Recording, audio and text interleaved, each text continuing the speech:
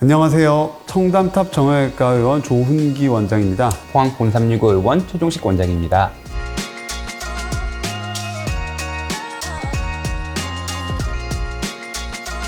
운동이나 레저 활동을 하면서 제일 흔하게 다치는 부위가 발목 관절입니다. 삐끗하면 통증을 느끼고 붓고 열감이 생기는데 정도의 차이는 있지만 대부분 인대 파열이 발생합니다. 이때 제일 중요한 치료가 붓기를 빨리 빼는 겁니다. 그래야지 인대가 늘어나서 낫지 않고 다치기 이전처럼 튼튼하게 나올 수가 있습니다. 제일 중요한 치료는 고정 그리고 목발 보행입니다. 특히 인대의 완전 파열에서 목발 보행을 잘한 사람과 안 한 사람은 결과에 큰 차이가 있습니다. 그래서 동영상을 통해서 목발의 올바른 사용 방법을 알려드리고자 합니다.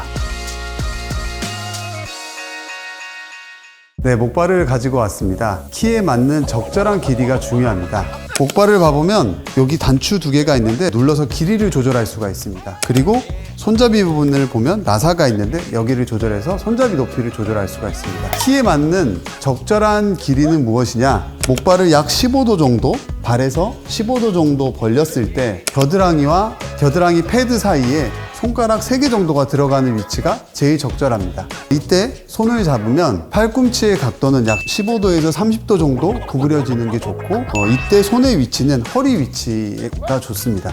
이제는 목발 보행에 대해서 알려드리겠습니다. 보행 시작 시 새끼발가락에서 대각선 방향으로 짚게 됩니다. 이때 어디를 짚어야 되냐? 새끼발가락에서 옆으로 5cm, 앞으로 15cm 정도에 해당하는 부분을 전방을 짚게 됩니다. 보행 시에는 팔꿈치를 굽히게 되면 근육의 힘으로 버티게 되므로 부담이 많이 갑니다. 그래서 팔꿈치는 최대한 펴서 뼈로 체중을 지지하는 것이 중요합니다. 그리고 손목은 구부리지 않고 이렇게 구부리면 안 되고 펴서 지지합니다. 목발의 끝에는 이렇게 패드가 있는데요.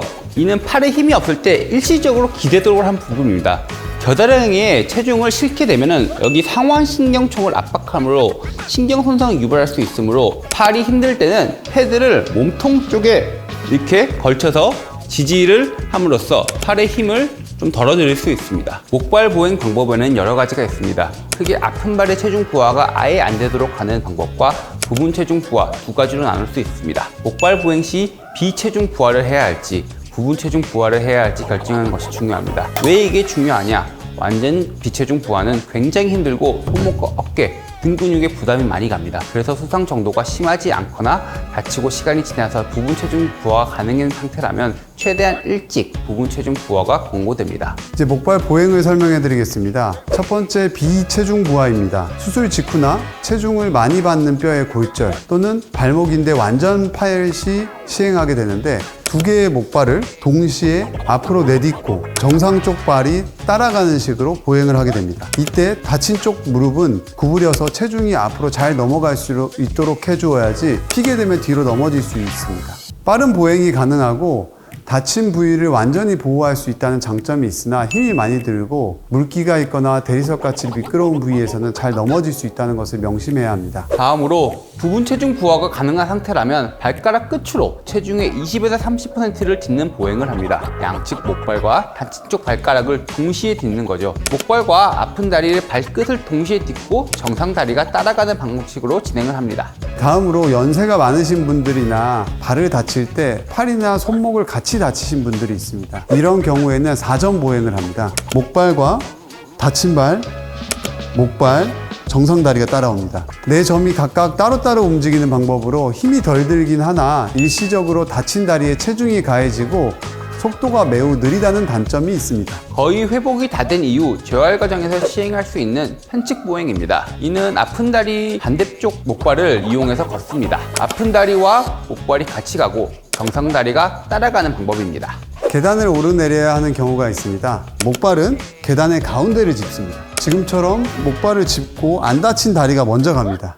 내려가실 때는 반대로 목발을 먼저 내려가고 정상발이 내려가서 딛고 아픈 발이 따라오도록 해야 합니다. 보시다시피 어렵습니다. 그러므로 계단을 웬만하면서는 목발을 이용해서는 이용하지 않으시는 게 좋을 듯 합니다. 계단 또한 부분 체중 부하가 가능할 때는 훨씬 쉽게 할 수가 있습니다. 딛고 아픈 쪽 다리를 먼저 갑니다. 그래서 지탱해서 정상 발리를 올려놓고 목발 따라가고 반대로 내려올 때도 목발이 먼저 오고 아픈 쪽 다리 발끝으로 살짝 내딛습니다.